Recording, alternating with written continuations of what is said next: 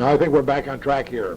Well, I was going to say, just for the record, that Marion had very, very few relatives. The entire family seemed to have died quite early.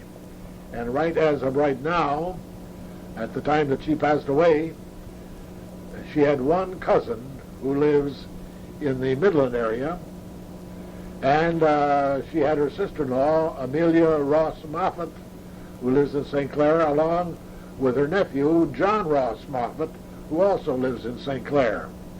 Other than that, she had no knowledge of any other living members of her family. Now, no doubt there are some, but they probably didn't know that she was around here, and she didn't know where they were if there were people.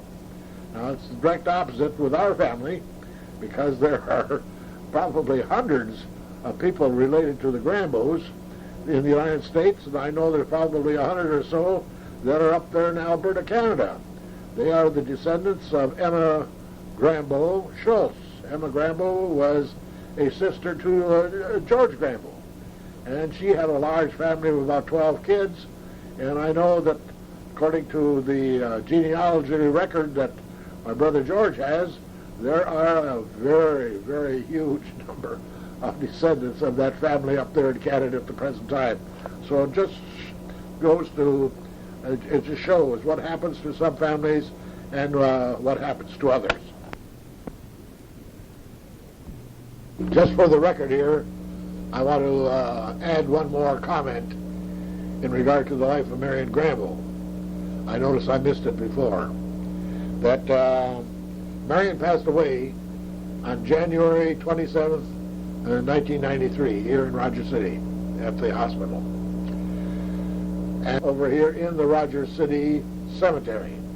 That's the same lot where our parents are buried, so were Arnold Wilson, the husband of Ernestine, is buried. So I just wanted to add that so that it gets on the tape. Now I want to just add a few comments here about what has happened since the passing of Marion.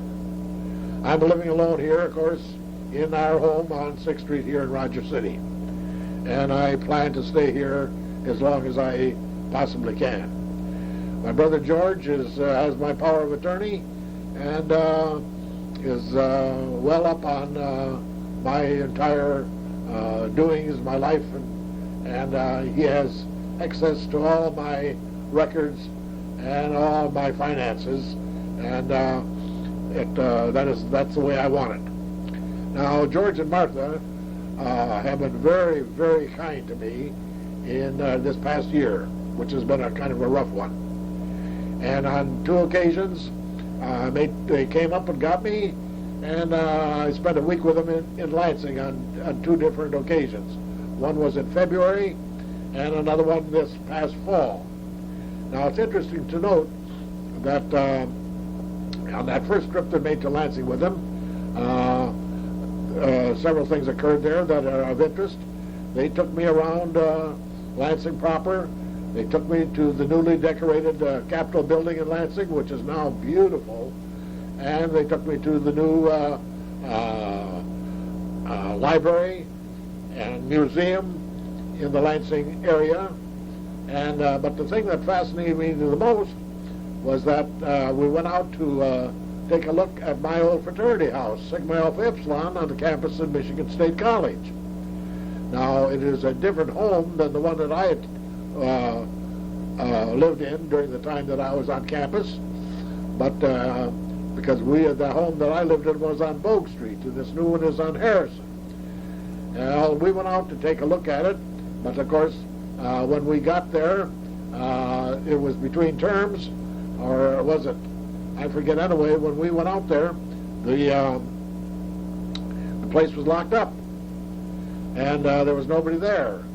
And a lady came by, just as we did, and we found out that she was the husband of a man who was associated with Sigma Alpha Epsilon. He was one of the kind of the overseers of the house. Well, the house was vacant. Well, there was no students there. And pretty soon he came along. This fellow by the name of Rod Dixon. And it just so happened that George knew who he was. He was an insurance man like George had been, and they had known each other for several years. Well, they took us into the house and showed us around, and then we found out that on the next day there was going to be a meeting there of some of the alumni members who were kind of the overseers of the fraternity house. And one of the men that was mentioned was a man that I knew. In fact, he was a fellow that I had graduated with in 1934, and that was a period of 59 years.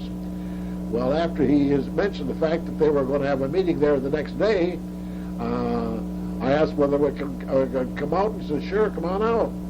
And they were going to have a regular meeting of these 7 or 8 fellas and just oversee the finances of the house. And so the next day, George and Martha took me out there again. We went into the fraternity house.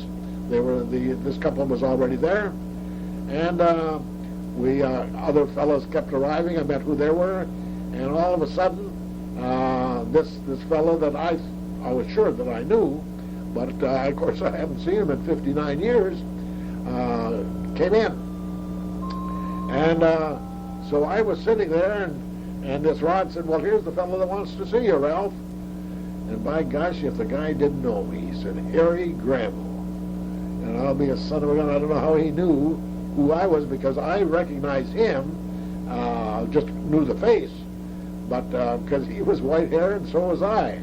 Well, we had a grand time for about a half hour of recalling everything that we possibly could. Now, these fellows had come together for a purpose. They'd had a luncheon set up for them, but we talked as fast as we could, but we made arrangements to see if we possibly could get together sometime in the future. Now, it just so happened today is Saturday of April 23rd, and yesterday this Ralph Recor, this same fella, called me from Naples, Florida, where he spent the winter, and he said that the class of 1934 was going to be meeting on the 27th of May at Kellogg Center on the campus of Michigan State College. It was what they call a kind of a Patriarch's Day. And he wanted me to know about that event, and he was going to be there. Well, I immediately, after he gave me the information, he said, this fellow Ralph said that I've got extra invitations and I'll send them to you. And so I called George on the phone, and I said, told him what the circumstances were, and George said, we'll come up and get you and we'll go to the event. So I found out that I could take George and Martha with me as my guests, and so we were planning on that week, George and Martha will come up and get me, and we'll attend that event at Kellogg Center, which would be our 60th. Now, specifically, this group is honoring whatever 50th. They're really honoring the class of 44. But anybody that's been there, graduated for 50 years and over, is welcome to come to attend the event. So I'm kind of looking forward to that. And it shows what happens. Now, on another occasion, last fall, George came up and got me, George and Martha, and I attended the homecoming, the football homecoming at Michigan State University on the campus. And that was a grand event. Just a beautiful, beautiful event. George took me to the game. I was in a wheelchair. I walk with a wheelchair, I walk with a walker, I walk with crutches, but it was much easier if I could be in a wheelchair. So George got the tickets, made all the arrangements. There was special parking for handicapped and special buses for handicapped and a special place to sit in the stadium for the handicapped. Real first-class outfit. And we saw a beautiful game between the Michigan State Spartans and the Golden Gophers of Minnesota. Luckily, State won the game, but it was just a beautiful outing. Now, at that same trip, we also took a ride down to Toledo, Ohio. Just a minute, the phone rang. Hi. Get back here. I just had to answer a phone call. Somebody was selling Time magazine by phone. When I was talking about this trip, we took a jaunt to Toledo, Ohio. Went down through Ann Arbor, and we went to the Toledo Museum of Art, which is a beautiful, beautiful building. And they had a special showing down there of the works of the Flemish artist Rubens. Just a fantastic show of his works. Had taken up that whole museum. And it was beautiful, beautiful artwork of not everything that this man painted, but a large part of his collection that had been traveling the United States, and I think Toledo had it for about a month. And so we, as I say, went down through Ann Arbor to Toledo and came back by way of Jackson. Just another beautiful trip. And I'm very, very thankful for all of the gracious help that George and Martha have given me since the passing of Mary, and I really, really appreciate it. Now, as I say, I'm planning to go down there again in May to attend that 60th reunion of my class for Michigan State University. Of course, you got to remember, when I was there, it was called Michigan State College. And just a few years before that, it was known as Michigan Agricultural College, or as they used to say, the Cow College. But it has become a vast, big, big institution. It's interesting to note that when I had went to Michigan State in the fall of 1930, there were approximately 3,000 students on campus. Today it's about 44,000 students, and it just staggered my imagination when George took me out there to really take a look at that campus. Now, there were a few occasions over the years that I had gone back to Michigan State recruiting teachers and football coaches and basketball coaches, but I never really got much further than possibly the placement office or the building where all the coaches stayed. I didn't really take a look around because I didn't want to get lost. I knew that if I stayed to the old inner circle of the original campus, I was all right. I recognized places like Ag Hall and Beaumont Tower and the old library building and the president's home and the home ec department and the union, but that was the old gym. But that's about the size of it. That's about the size of it in those days. Another interesting thing that I was telling George and Martha about, and that is when I was in Michigan State, you got, because it was small, you got so that you knew a large number of people on campus. You didn't necessarily know the name, but you might know their first name or you might know their last name, but you got so because you were walking back and forth. There were very few cars on campus in those days because this was during the time of the Great Depression. And so people were walking. Now, you even got so that you knew a lot of the professors on campus. Now, I got, through a series of circumstances, I got to know Robert Shaw, who was the president of Michigan State College at that time. And I walked across campus with him on several occasions. He had his offices at that time, and I think it was in the library building. And if you walked along, he'd kind of wait for you. And we'd stop and talk and ask where you were from and so on and so forth. And very, very friendly gentleman. I knew his son, Bob Shaw, because he was in business with this Eddie Starr that I'd mentioned to you before, where we moved in with an apartment. And his daughter Mary, Bob Shaw's daughter Mary, was probably, maybe about a senior when I was a freshman, but she was in one of my classes, in one of the psychology or abnormal psychology or sociology classes, that those classes in many cases handled kids from freshmen through seniors. And so I knew who she was. But I also got to know Bob Shaw, and I also knew John Hanna, who later succeeded Shaw as president of the university and who was there during that tremendous growth at the following World War, during World War II and immediately after, when Michigan State College went from a small school to a big, big university. And the reason, the way that happened was that during the time that that I was living at the fraternity house, in my senior year, I was president of the house. I was what they call the EA. And, of course, every fraternity and every sorority has dances 3 or 4 times a year at the house, and so did we. Now, it just so happened that on one occasion, a couple of characters didn't get their girls home to the sororities or to the dormitories on time. One time they were about an hour and a half or almost 2 hours late. Well, that created quite a furor. And so, as president, I was called in. That was reported to the interfraternity group, and it just so happened that one of the fellows that supervised that interfraternity group was Mr. Hanna. And he was an instructor in the poultry department, but he was also the secretary of the State Board of Agriculture. Well, I was called in to appear before him to find out what happened. Well, it just so happened that when I got in there, he had this thing right down pat, and I didn't even know about it. That 2 of the boys from the SE house had kept these girls out for an hour and a half to 2 hours overtime.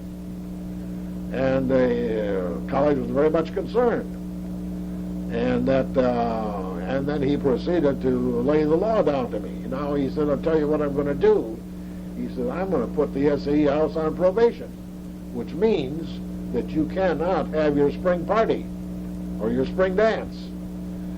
And, well, I could just put on probation.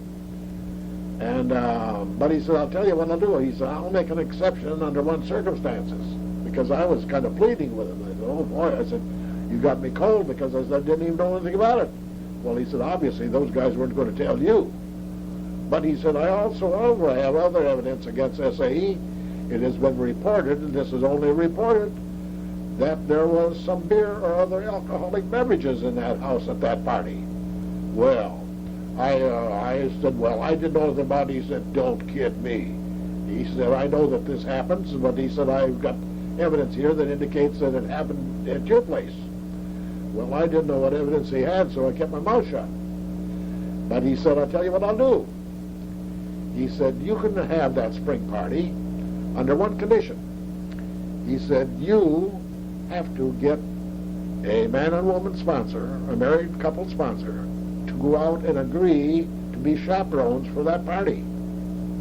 Now, he said, if you can do that, and you'll have to report to me who they are, because he said, there's some people that I wouldn't accept. I suppose there were young people on the faculty that he didn't want to act as chaperones.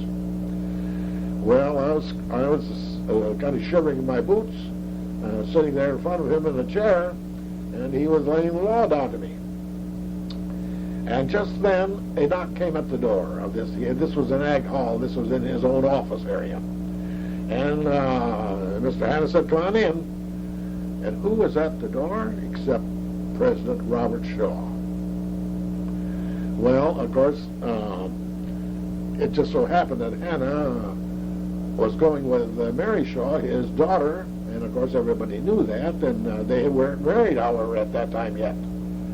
And so Mr. Hanna said, well, come on in, Mr. Shaw, just come on in. He said, I just got a little discipline problem here I'm handling, but he said, you're welcome to listen in on it.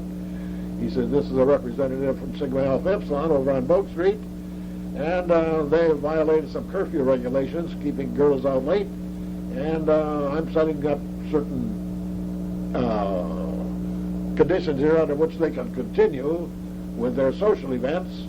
And the thing that I've set up for them was that at their next party, which would take place probably sometime in May, they would have to have chaperones, adult chaperones that I approve as to attend that party with them. And now then he returned back to me and he said, well, now, he said, what do you think of those terms? I said, well, I'll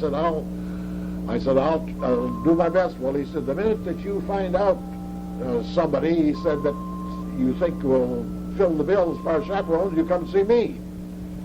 And for some reason, I'll never know to this day, I turned around, and this man, Shaw, Dr. Shaw, knew me, and because I had walked across campus with him on several times, and he was kind of interested in Rogers City and the limestone business.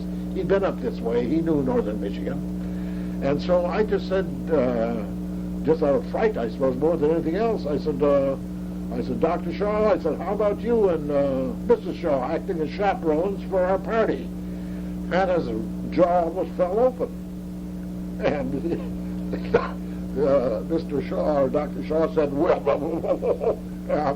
no, he said, he said, I haven't been at a fraternity or a sorority party in years. He said, I used to go to quite a few, and so did Mrs. Shaw.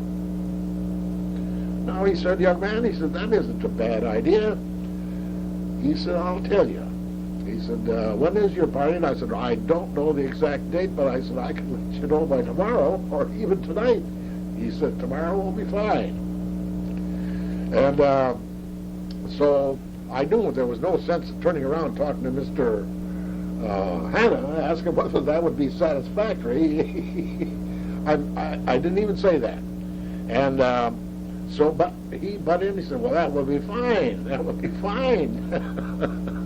So he said, you let me know what date that is. I'll clear it with Mrs. Shaw, and you let me know as soon as possible. I said, I'll let you know in the morning. Fine. So I went back and explained it to the guys in the house, and then I raked. I didn't know, and he didn't tell me the name of the two guys that had kept the girls out. But I found out after I got back to the fraternity house who it was, and I told them the circumstances of what was happening. And so I found out the date, and the next morning, bright and early, I was at his office in the library building, and when he came in, I gave him the dates, and he said, I'll check with my wife. He called her on the phone, and he said, that date is clear.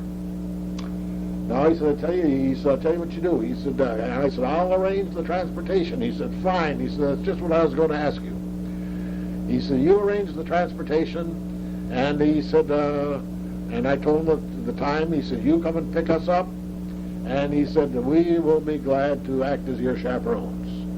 So that's exactly what happened. I had arranged with a fellow by the name of Ken Hicks, who was a local clothier, and he had a great, big, beautiful car, four-door, looked more like a Cadillac. I don't remember what kind of a car it was. I think it was an Olds.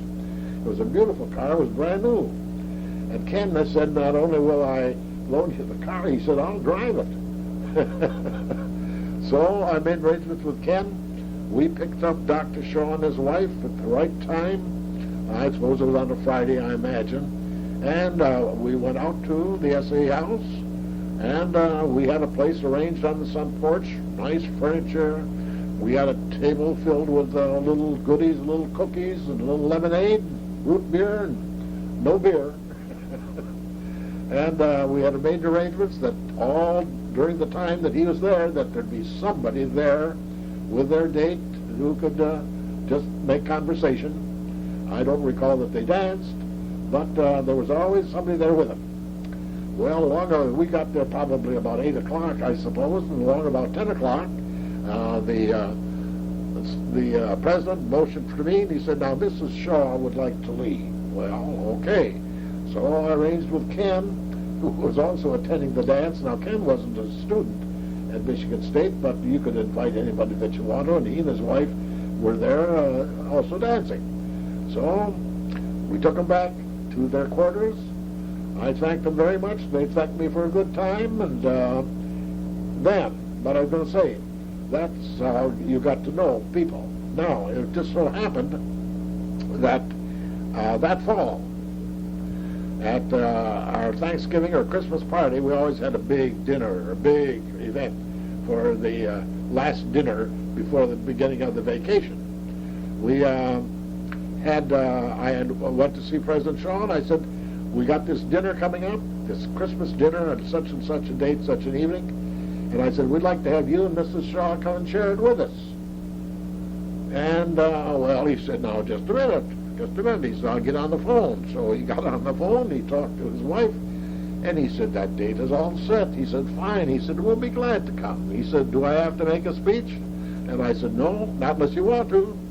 And he said, good. He said, I haven't been at one of those functions. He said, years ago, he said, we used to go quite frequently. But he said, I'll be glad to go. And so he did come out. And we had a set up there in our dining room. The dining room could hold about 40. We had tables. I think we had about 8 tables.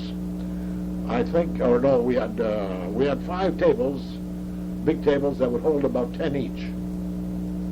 No, 4 tables. We could seat about 40. We had 4 big tables that would seat about 10 each.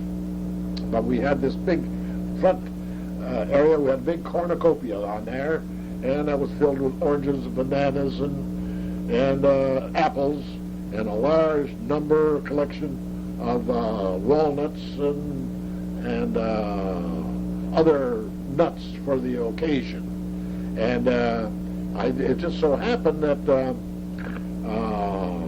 I saw the president.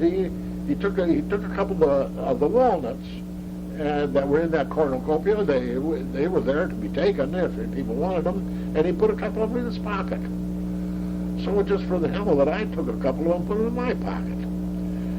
And after that event, he talked briefly, maybe for about 5 minutes, and thanked us. And again, I made arrangements to go and pick him up. Now, I don't know whether he had a car or not. I assume that he did, but as he was our guest, there were a couple of fellows at the fraternity house that had cars. We made arrangements to get them, and then we took him back after dinner. And on one of the walnuts that I took out of my pocket later in the evening, I just jotted down on ink that I said, President Shaw, Christmas party, and there's a date on there. And I still have that walnut right today. I can see it from where I sit.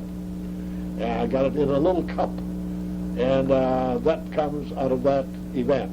But I was going to get back to say that at that time on the campus, you knew an awful lot of people, and it was a small school. No chance of that today. I imagine you'd probably have to get a 2-week appointment to see the president. At that time, practically any kid on campus, if they wanted to see the president, all you had to do was go up and knock on his door. And if he was in, he'd probably be glad to see you. But that's the way life changes on the campus of the world today.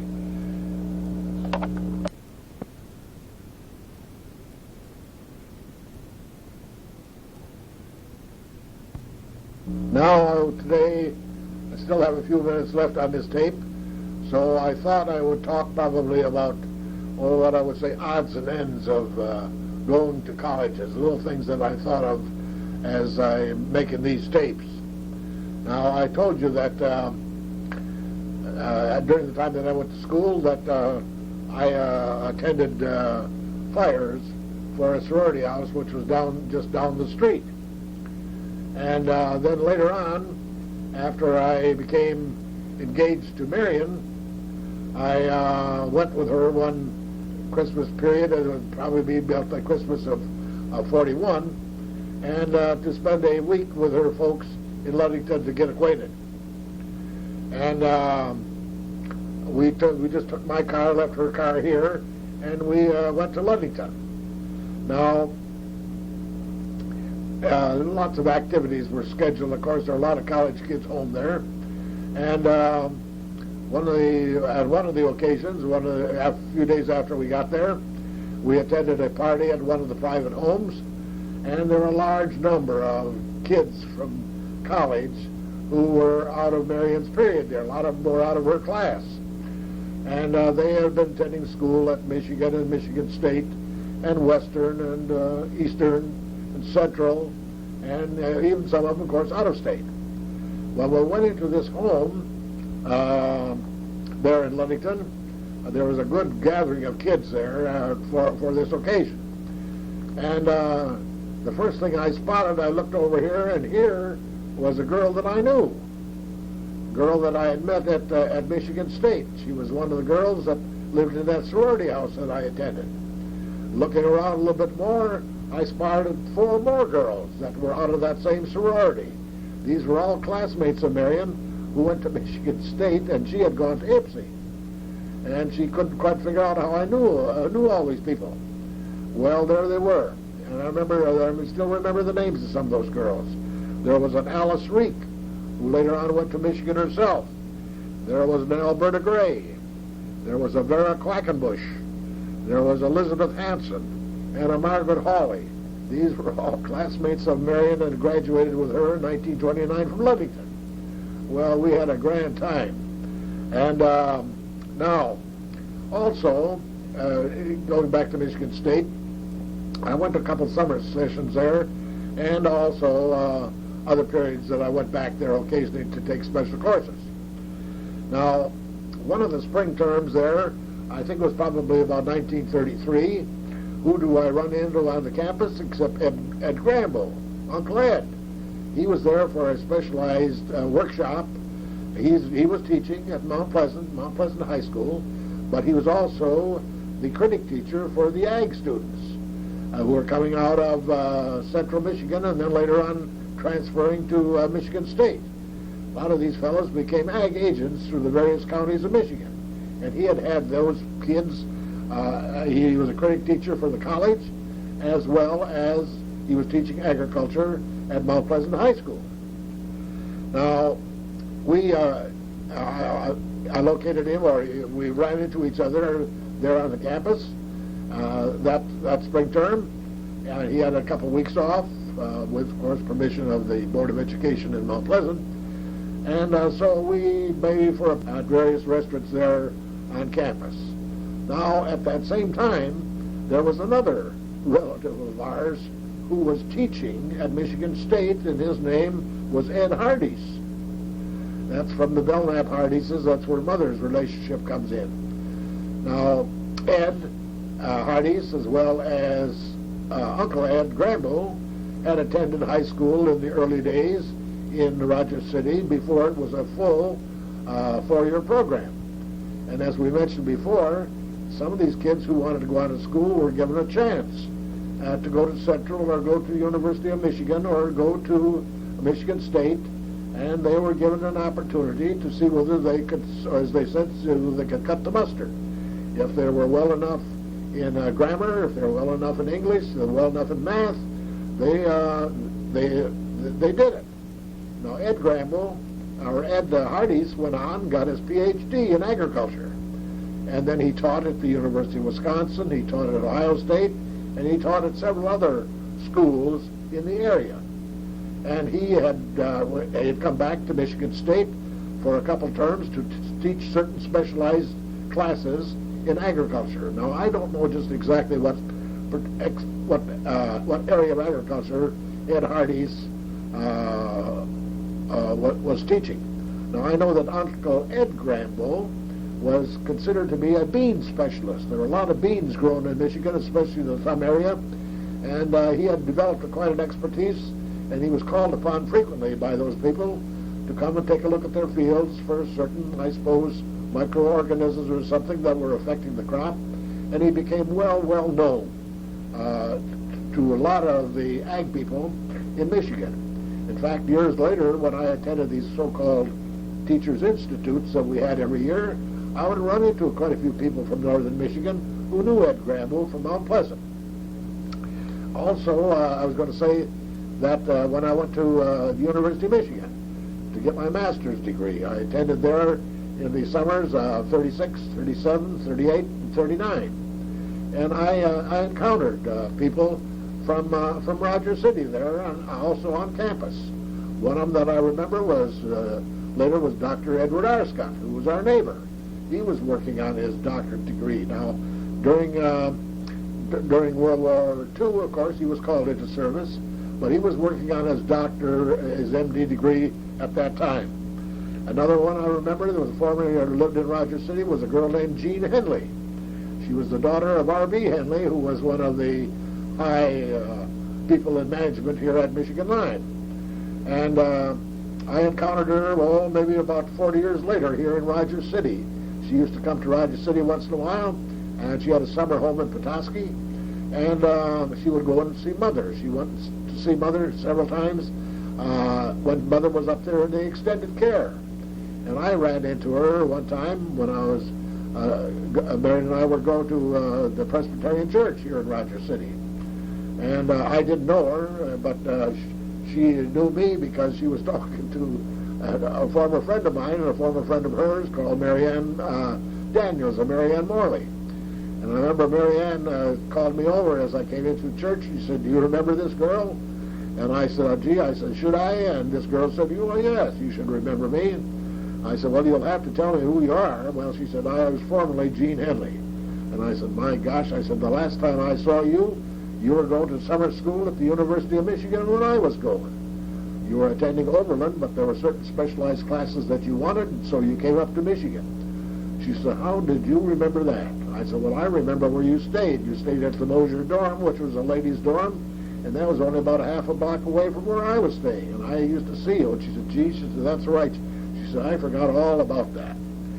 So, and another one at University of Michigan was a former student from way back, and that was a fellow by the name of Art Grossman.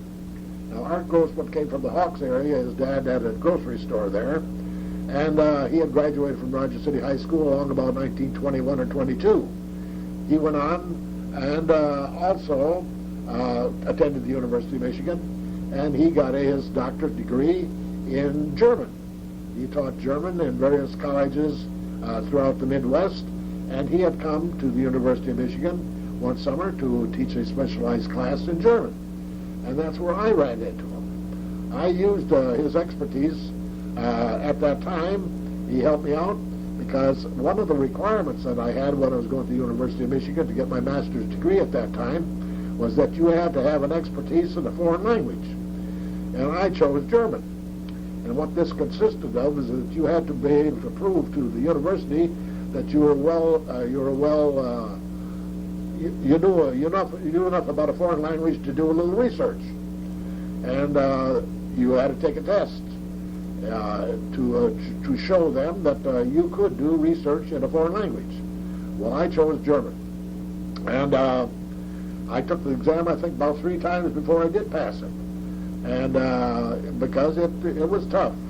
And but I just say Art Grossman helped me out. I told him what I was doing, and he was acquainted with that program. And so on a few Saturdays, I spent all day with him. We spent all day talking in German, just between the two of us, just to increase my knowledge. And I know that I was teaching here at Rogers City at the time, and I spent a lot of evenings studying German books. I remember one of the books that I read from cover to cover was Mr. Ludwig's book on the history of Bismarck, the great German military leader. And then I also used to attend the German services at St. John's Lutheran Church, just to make sure that I could keep up in the language. Now also I might want to say that all of us who have been in education, there are certain people that we have as instructors who really impress us. And I remember that there are probably about 3 fellows at the University of Michigan, there were some at Michigan State too, that really impressed me when I was working on my master's. One of them was a fellow by the name of Stanton. Now Stanton had lived for about 30 years in China, and he was very expertise not only in Chinese language, but also in the Chinese written symbols. And he had written several books on the history of China. And I took a class from him on the history of China. And it was very, very interesting because he was well acquainted with the philosophy of that nation. And I remember some of the things that he told us at that time are still true today, that it's very, very difficult for Westerners to understand the philosophy of life in China. We'll find that out today in 1994 in this so-called civil rights movement that we're holding over their head. Very, very difficult for those people to understand our philosophy. It's very, very hard for us to understand theirs. And I'm afraid that that gulf is never going to be closed unless you are Chinese themselves. Another fellow that impressed me a lot was a fellow by the name of Hayden. Now, Dr. Hayden had been on the faculty in Michigan, and when Frank Murphy, who was the former governor of Michigan, was named Governor General of the Philippines by Franklin D. Roosevelt, he chose Hayden as his Vice Governor General. And so, for a period of years, he lived in the Philippines, he and his wife. And he became thoroughly acquainted, and I took a class from him when I was at Michigan on the history of the Philippines. And he was a very outstanding speaker, and could tell many stories about the Philippines. Then I remember another fella, I think I mentioned that, and then there was a fellow by the name of Wade. Dr. Wade taught in the political science area, and I took a minor in politics or political science along with history and education while I was working on my master's. And the fascinating thing about this was a class in constitutional government of the United States. Now, Wade had studied at Princeton. That's where he got his doctorate. And his instructor for 2 classes down there in the early days was Woodrow Wilson, who was later the President of the United States.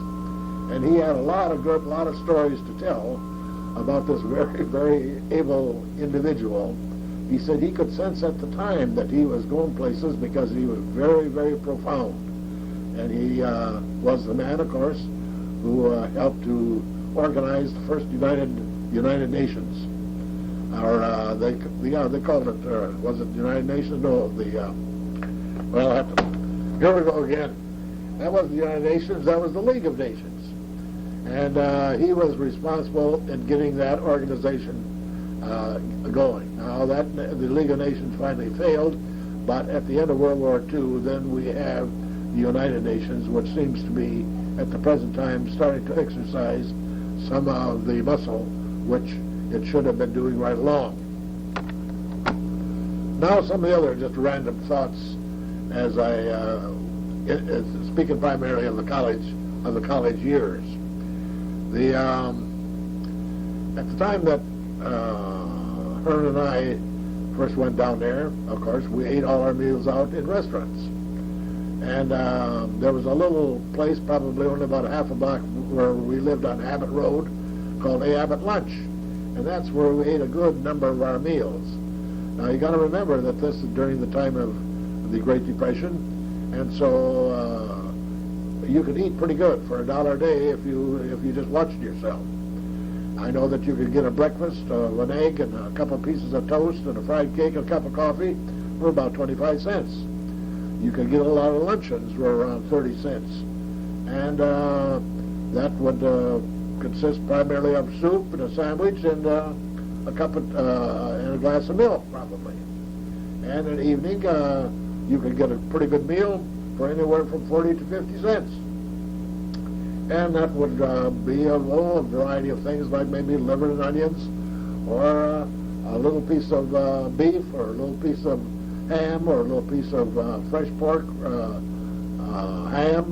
fresh ham, and or it might be hash, and it could be a variety of fish. We did have fish, they did have perch, they did have pickerel, they did occasionally have trout or whitefish, small pieces, but there was a good variety of food that was available. Meatloaf was very common, and so we always managed to get enough. Now, we ate at other places too. We ate at other restaurants and other lunch counters, but we always seemed to have plenty to eat. But you could eat probably for $1 a day or $1.10 a day, and so that was very common. Now, I might say too that because this was the Depression era, clothing and other stuff was, of course, relatively cheap. Now, we had a good supply of clothes when we left, but occasionally you might need something different. And you could buy a blue chambray shirt for Saturdays or Sundays for 50 cents. You could buy a regular white shirt for 75 or $1 and a quarter. A first-class Arrow shirt was about $2. You could buy a suit that was